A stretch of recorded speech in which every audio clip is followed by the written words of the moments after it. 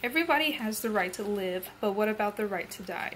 Human euthanasia and assisted suicide for the terminally ill and for those who are in never-ending pain has been up for debate since the 1800s, according to Christian Norquist's article, Euthanasia and Assisted Suicide. What are they and what do they mean?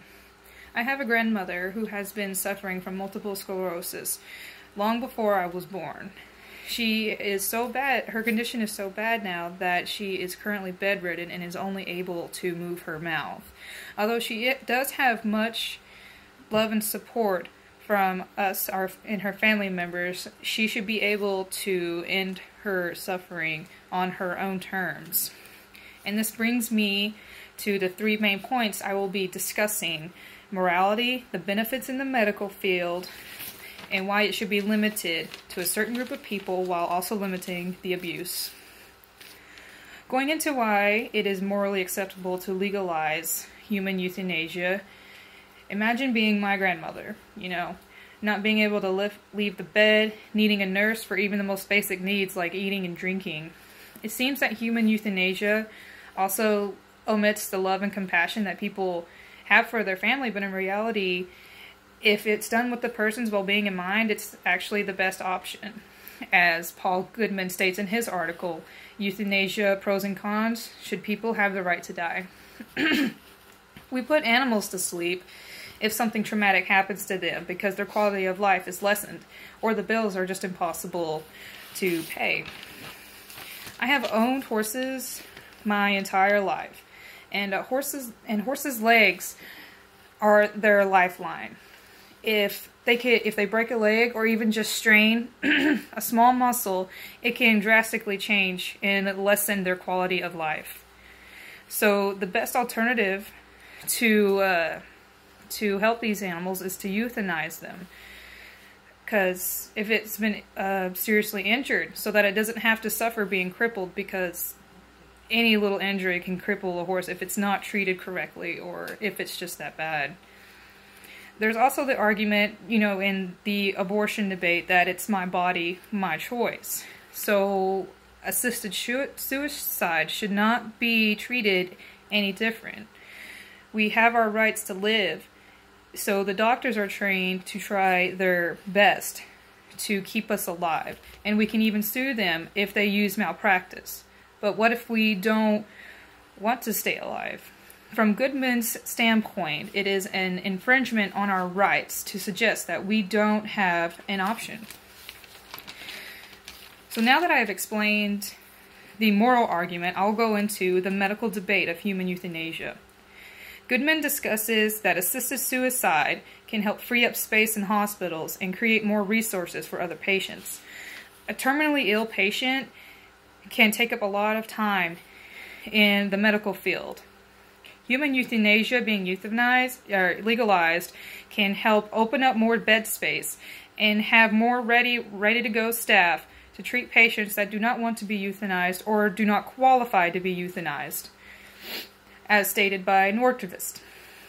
In Suresh Math and Santosh Chaturvedi's article, Euthanasia, Right to Life versus Right to Die, the topic of organ donating was brought up. Donating organs to those who desperately need them encourages the right to life to patients who can recover and still have a good quality of life. This subject gives both the right to die the subject gives both the right to die and the right to live.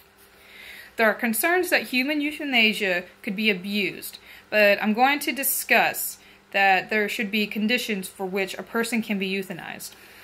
Math and Chaturvedi list some issues with euthanasia, and these include whether or not the person is mentally stable, if the elderly patient has dementia or Alzheimer's, and sometimes it's just a family matter.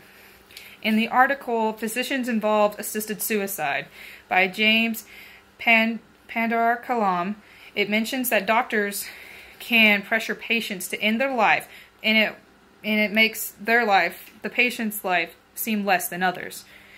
People that suffer from mental illnesses such as depression, schizophrenia, or even drug addicts are more likely to abuse the assisted suicide, which is why they should be excluded from the list of qualifiers. There are also different options for treatment, such as rehabilitation clinics, according to Math and Autry-Baquis. The last issue in Math and Autry-Baquis' article that I will talk about is that relatives can try to intervene and want to give the go-ahead to euthanize their family member. They want to try to convince the doctor that their family member is no longer living a good quality of life and that they should just go ahead and end their suffering. Or they could even just pressure the family member themselves and say, like, you know, you're costing so much money, you know, you're going to leave us in debt, and, you know, all these reasons because they just want to get their inheritance from this family member. So I have a couple of resolutions suggested that we can help fix this issue, and that'd be that the patient sign a very explicit contract with a lawyer's signature as well.